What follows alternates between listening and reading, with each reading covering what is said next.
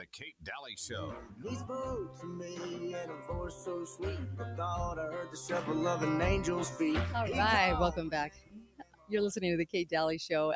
Where do I get supplements, and why should you buy extra? I would absolutely buy extra supplements right now. I don't know how long this thing's going to last, and on the strike. And I think that we're going to get pinched. We're going to see a lot of shortages if it keeps going, because that's what it's all going to be tied to, right? Half the country isn't going to have those ports, and they're going to try to put everything else on the other ports, and prices are going to go up. Look, FIQ, so F is in Frank, right? FIQ supplements with an S.com. You're going to get great prices. Nobody can beat these guys. They're so good. And their quality is that good that I would tell you to do it, because the stuff I take. I love it. And I know I noticed the difference because I've taken over the counter junk before, and then I've taken FIQ. Totally different, completely different. You'll see everything in your hair, skin, nail, everything. Okay. So sleep, everything. And natural, really good ingredients. FIQ supplements with an S.com, and then just put in code Kate. Okay. Just Kate, Kate, and you're even going to get more savings. And so I would get extra. I'd have extra of everything right now. I really would.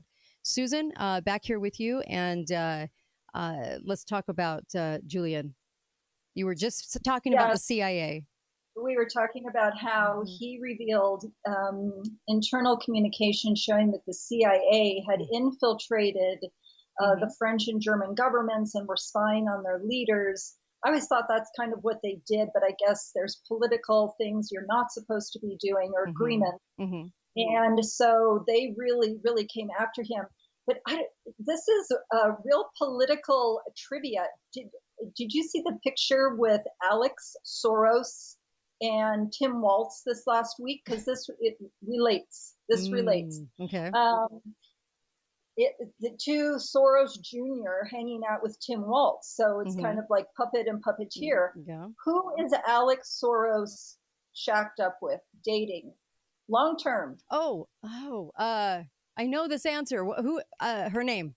Uma Abedin. Yes. Uma Abedin. Hillary's creepy right hand that was married to the Weiner guy, the Anthony Weiner. Yes. Anthony Weiner. So if you all remember back to Assange, the DNC emails got hacked and her emails came out. She was supposed to have turned all those over. All of this stuff was uncovered. And Seth Rich, a worker for the DNC, was then murdered in DC.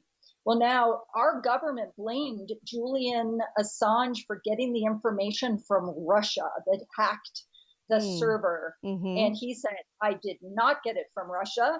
In fact, I'm putting up a $15,000 reward to find out who killed Seth Rich. Now, that was odd.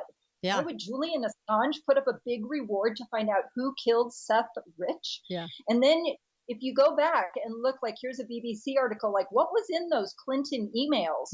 Well, there's a lot of financial crimes outlined, taking money from Teneo, taking money from the Moroccan government, $12 million, all of these financial ties and things that were not supposed to be done the way they were done. Also, she had a private government server in her house.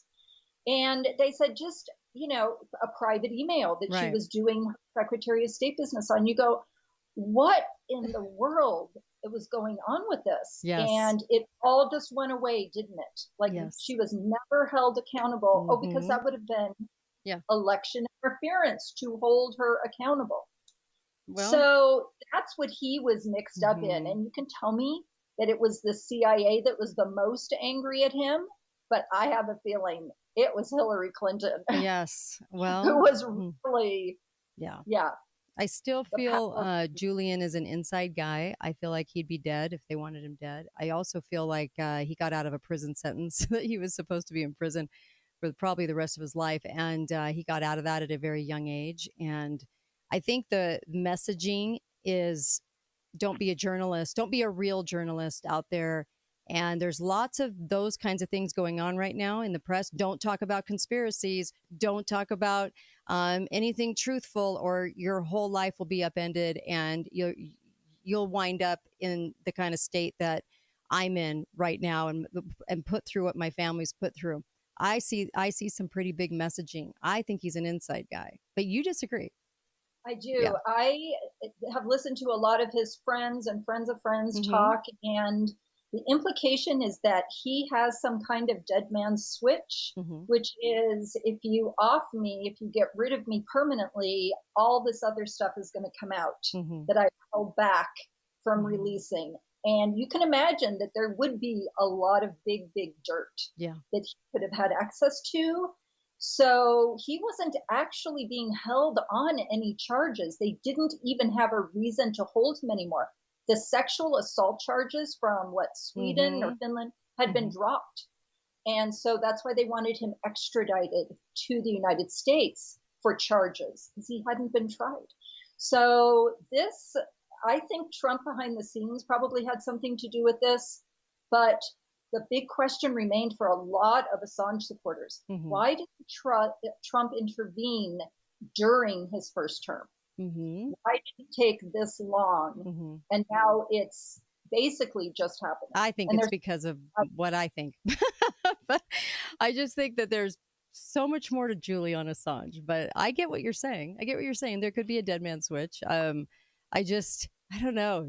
When I saw that he got out of the prison sentence, which is what co-ops people into their little lair, and gets them to do the bidding of the horrifying FBI and the horrifying CIA, then I don't know. It just seems to me that that's the deal. Yeah, no, and I think you're right. So there's pressure being put. The president, founder of Telegram, was recently put in jail in France and then let out because they said different governments wanted him to release information.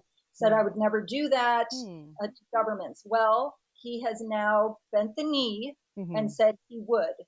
Also, Musk in Brazil got kicked out of Brazil because the Brazilian government said, we want to see certain accounts, we want certain information. He said, I will never do that.